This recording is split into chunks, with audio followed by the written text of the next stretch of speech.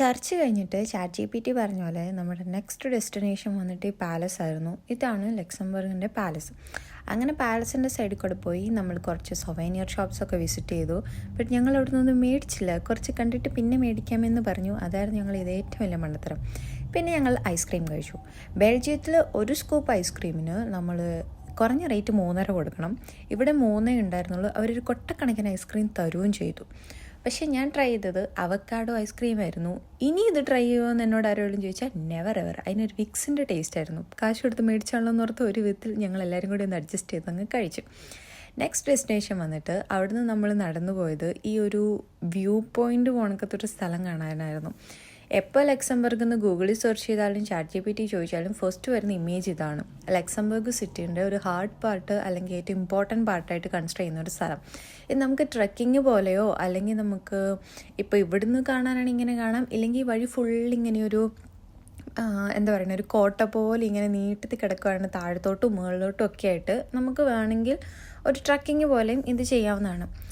പിന്നത്തെ നെക്സ്റ്റ് സ്ഥലം എന്ന് പറയുന്നത് ഈ ഒരു എലവേറ്ററാണ്. ഒരു 65 മീറ്ററുള്ള എലവേറ്റർ. ഇങ്ങനെ ഞങ്ങൾക്ക് തോന്നിയത് എന്താണെന്ന് വെച്ചാൽ അത് 2 വില്ലേജസിനെ പോലെ കണക്ട് ചെയ്യുന്ന ഒരു സ്ഥലം. സൈക്കിളെ ഓട്ടാനാണെങ്കിലും അല്ലെങ്കിൽ ആ മേളിൽ ബസ് സ്റ്റോപ്പിലൊക്കെ ആളുകൾക്ക് എത്തണമെങ്കിൽ they are using this elevator. അങ്ങനത്തെ ഒരു ഇത്. ആദ്യം ഇത് കയറിയപ്പോൾ ഫുള്ള് ഗ്ലാസ് ആയിരുന്നുകൊണ്ട് ഞങ്ങൾക്ക് ഉണ്ടായിരുന്നു ഈ മറ്റേ അമ്യൂസ്മെൻറ്റ് പാർക്കിലൊക്കെ ചെയ്യുന്ന പോലെ എടി പിടിയെന്നും പറഞ്ഞെടുത്ത് താഴെ ഇടുമെന്ന്. പക്ഷേ ഇല്ലായിരുന്നു. ആ ഒരു ഇതങ്ങോട്ട് പോയി. പിന്നെ അത് പതിയെ മൂവ് ചെയ്തു. അങ്ങനെ നമ്മൾ മണ്ടേന്ന് എലവേറ്റർ കയറി താഴെ എത്തി. താഴെ വാസ് റിയലി ബ്യൂട്ടിഫുൾ. നല്ല രസമുണ്ടായിരുന്നു. നമ്മൾ മണ്ടേന്ന് നോക്കുമ്പോൾ താഴെ ഭാഗത്ത് കാണുന്ന ഒരു സ്ഥലത്ത് നമ്മൾ റിയലായിട്ട് എത്തിപ്പെട്ടല്ലോ. ഫാഫെന്താളെന്നോ മറ്റോ ആയിരുന്നു ഒരു സ്ഥലത്തിൻ്റെ പേര്. അങ്ങനെ നമ്മൾ ചുറ്റിക്കറങ്ങി. അതെന്താണ് അവിടെ എന്നറിയാൻ വേണ്ടിയിട്ട് നമ്മൾ കുറച്ച് നേരം അങ്ങോട്ട് നടന്നു. ഇത് ഞങ്ങൾ ആദ്യമേ ഓർത്തു ഇതൊരു റിവർ ആയിരിക്കുമെന്ന്. പക്ഷേ അല്ല, ഇത് ഇവരുടെ മറ്റേ വേസ്റ്റിൻ്റെ ഇത് കണക്ട് ചെയ്യുന്ന സ്ഥലമാണെന്ന് പിന്നെ മനസ്സിലായി. എന്നിരുന്നാൽ പോലും അത്ര വൃത്തികേടല്ലായിരുന്നു വെള്ളം. ആ ഒരു സൈഡ് ഏരിയ മാത്രമേ ഉണ്ടായിരുന്നുള്ളൂ. ഈ പുള്ളിനെ ഞങ്ങൾ അവിടെ കണ്ടതാണ്. ഈ പുള്ളി മുങ്ങാൻ കൂടിയിട്ട് എന്താ തപ്പിക്കൊണ്ടിരിക്കുന്നതെന്ന് അറിയത്തില്ല. ഇനി വല്ല സ്വപ്ന ലോകത്തെ ദിഗംബരിയാണോന്നും അറിയത്തില്ല.